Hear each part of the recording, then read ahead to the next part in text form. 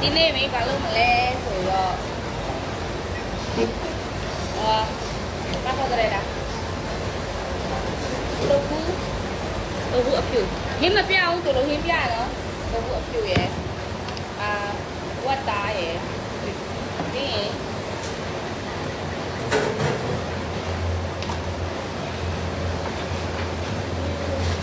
ဘာလဲဆိုတော့ငရုတ်ချင်ပေါ့ငရုတ်ချင်ရယ်စက်တော့ဖြူအဲ့ဒါနဲ့ချက်မယ်ရောမင်းလှုပ်လိုက်အောင်အဲ့ဒါကိုနှုတ်လေးလို့ရမှာပေါ့စက်တော့ဖြူရယ်အဲ့ဒီငရုတ်ချင်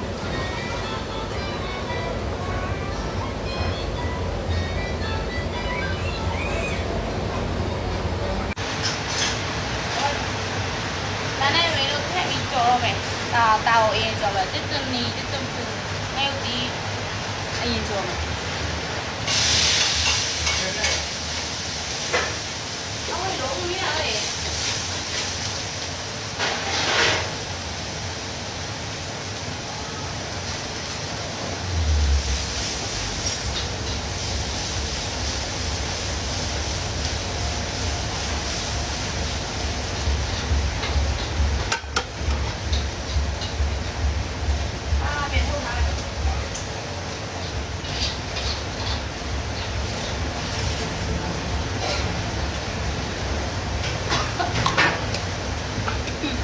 ပြီးပတ်တာတော့ဆင်ထားလိုက်ပြန်ကြော်နည်းထောက်လေးကြော်ပေးရတယ်ပတ်တာ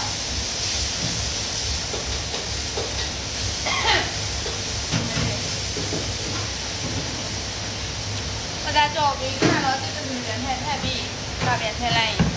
ကလူချက်ထားရတယ်ဟင်းပြမယ်တာဖဲမယ်